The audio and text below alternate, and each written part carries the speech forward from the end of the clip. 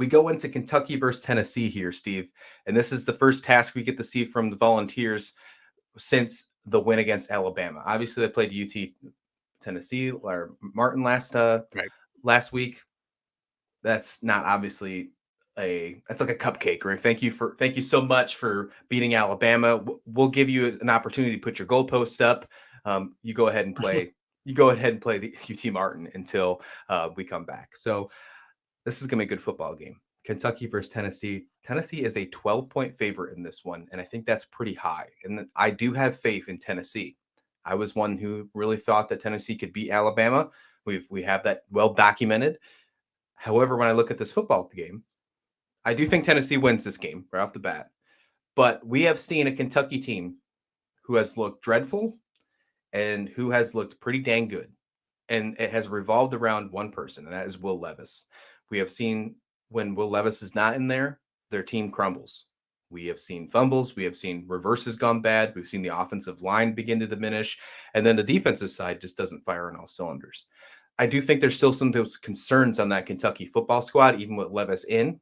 Levis is really showing his reasons in my mind to be one of the top quarterbacks taken in the NFL draft, because when he just shows right there that he is an absolute game changer for a squad, even with all the woes and concerns for a football team.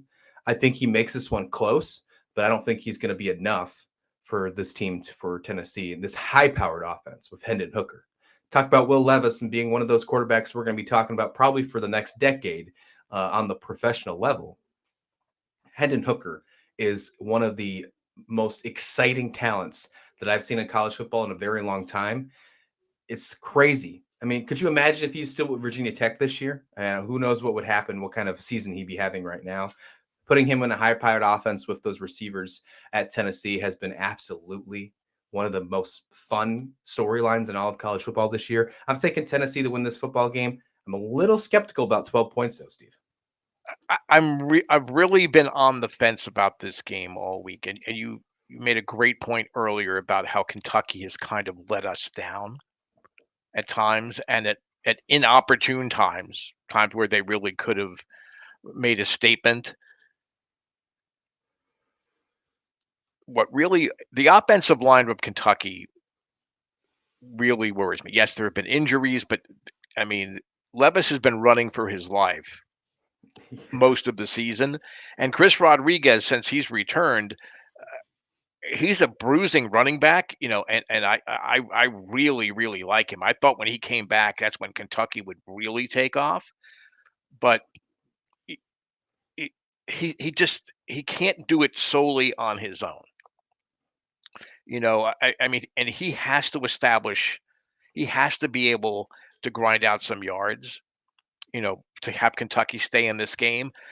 Now, the bad news for Wildcat fans is that Tennessee is only giving up, I think, 91 yards a game rushing. Right. But You they know, are and giving up a pretty decent amount passing. Now, obviously, I'm sure that's a little saturated with that, back and forth shootout between Alabama, but overall, they are giving up almost 330 yards per game.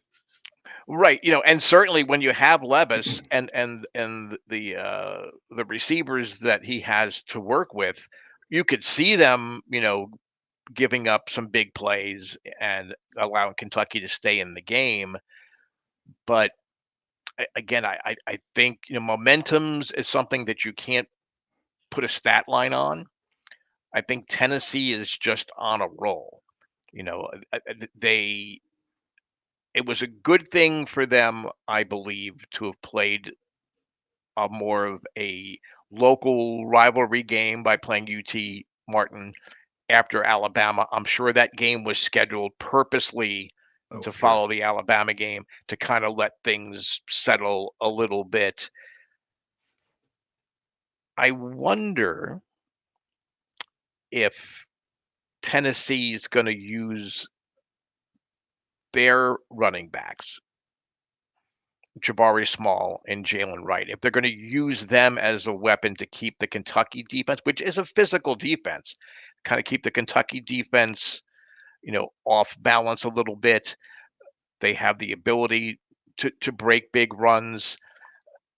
Everything for me, as excited as I am, and as much as I like individual players on this Kentucky roster, and I like the physical way they play defense.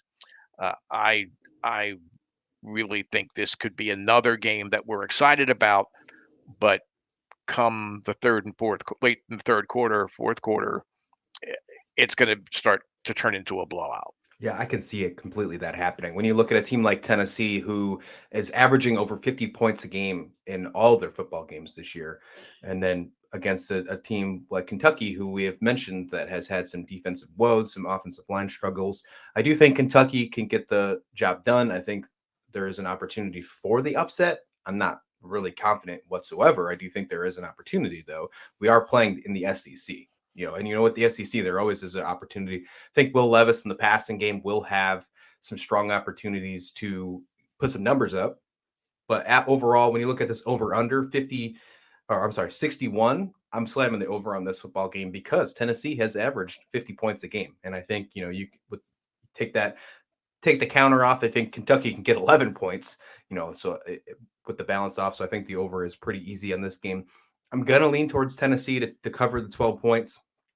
Not super confident, but Tennessee gets the job done. If I was going to play, if I was going to lock anything, I'd take Tennessee on the money line with the over, Steve. I think I'm going to go that route as well. I mean, I think Tennessee's for real, and it's not just the Alabama win that makes them real. I mean, they're a terrific program. They've been building, I think, to this season over the last couple. I think they've kind of been building to this where all of the pieces are in place, and we may very well be looking at Tennessee as being the SEC representative in the football playoff. Yeah, absolutely.